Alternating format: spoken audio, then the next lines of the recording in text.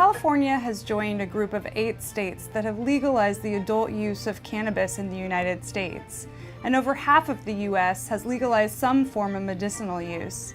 Despite this trend, there is still a conflict with state and federal law, which presents a challenge to the implementation of Proposition 64 in California. One of the most significant issues is access to banking and financial services for the cannabis industry. Voters passed Proposition 64 last November, and it raised some very significant issues. Obviously, this is going to be an area of business that's going to have mighty economic implications for the state.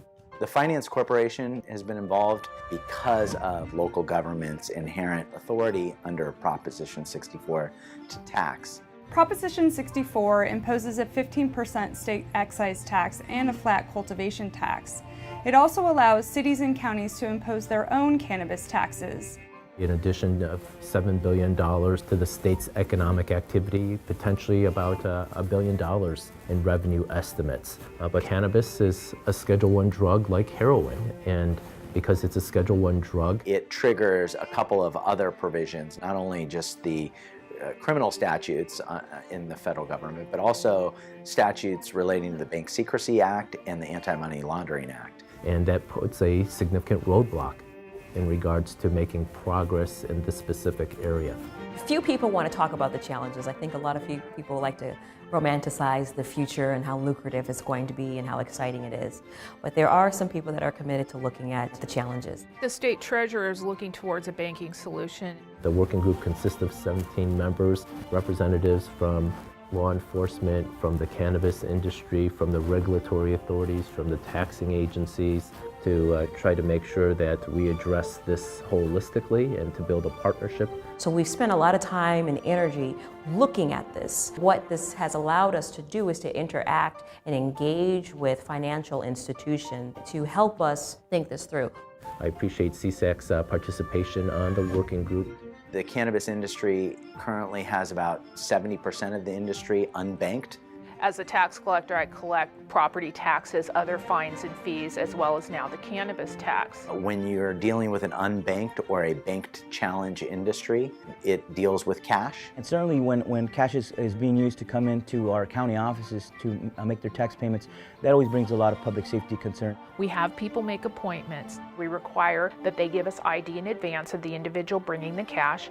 They come to their appointment. It's already known how much they're going to be bringing us. We're seeing amounts as small as $5,000, which could be typical for a property tax payment, but we're seeing cash amounts as large as over $300,000.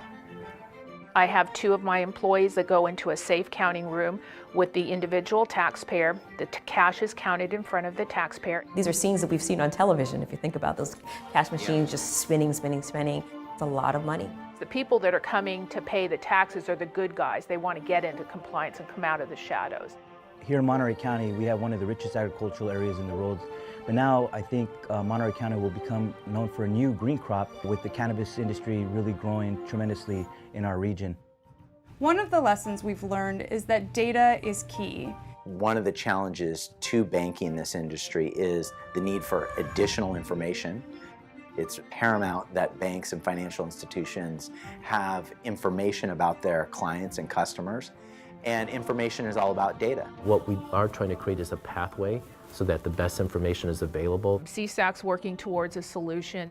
What we are working on is the development of a Joint Powers Authority, which is a public entity made up of our members. We believe our Joint Powers Authority solves a couple of problems. One is it enables the collection of data into one spot so that we can ensure tax compliance at the local level. And 2, we believe that over time, that same information that we're collecting will help ameliorate the banking problem by enabling financial institutions to have greater assurance about who their customers are. County staff and the Board of Supervisors, we've engaged in trainings through CSAC. We look forward to being part of the solution and trying to find ways that we can make a banking system work in our state. So CSAC was a very earnest and serious partner trying to address the critical issues that impact the residents throughout the state of California. CSAC is working closely with our partners at the CSAC Finance Corporation and with the State Treasurer's Office to develop solutions to this complex and challenging policy issue.